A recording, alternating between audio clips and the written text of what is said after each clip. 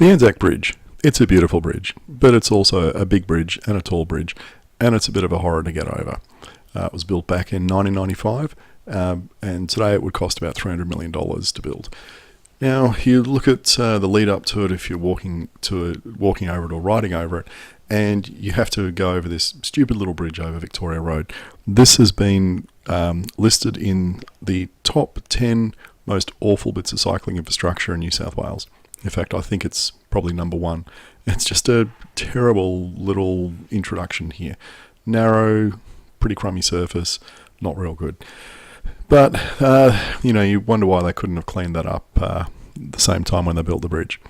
Now, what I've done here is I've recently acquired an old iWatch, Series 1, and I'm using it for the heart rate monitor. You can see down the bottom right-hand side I've got my heart rate.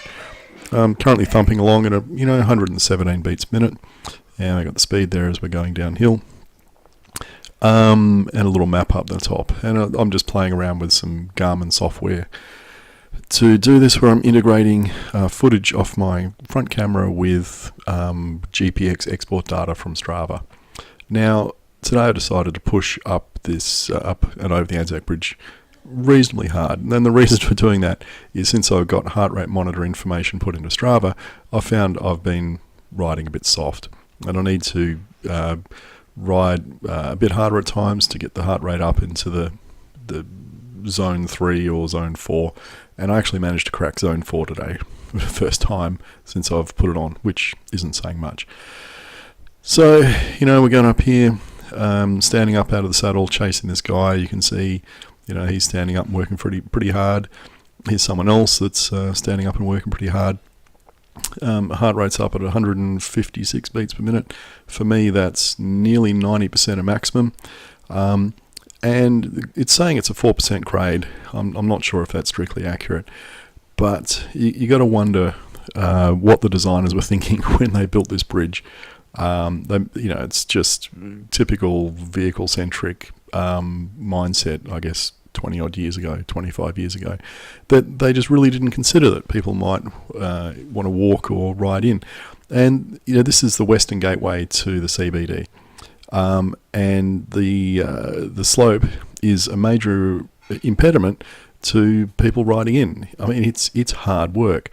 Now you can crawl up it if you want to in granny gear, and you will get over it, but it puts a lot of people off. Now, of course, the beauty of e-bikes these days is e-bikes just kill gradient. I've been thrashed by a number of e-bike riders who, the slope just means absolutely nothing to them. It might as well be sloping downhill when it's going up. You see them going up it so rapidly. But for, until e-bikes came along, a lot of beginner cyclists living out west would, probably think about riding in because it's pretty flat between Parramatta and the western edge of the bridge. And then you got this great big monstrous lump to get over. And I think, a lot of people would just give up. Unless you're keen on improving your fitness and you see it as a challenge and you think, I can actually use this to do some training. I can push myself hard up it. I'm going to go as hard as I can, try and get up into that 90% heart rate zone and build some fitness, etc. Going up the opposite way here, going up these on the way home, is really challenging as well. And if you really want to get your heart rate going, it's a great way to do it. But again, you look at the design of that, it's 5% gradient. That's a lot more than casual cyclists or commuter cyclists would find comfortable. You really want to keep the gradient down to make it enjoyable or or achievable. Not going to kill people.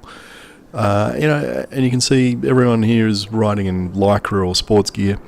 You don't see too many people in suits or women in dresses and things like that riding casually over the bridge because, like I said, it's hard work.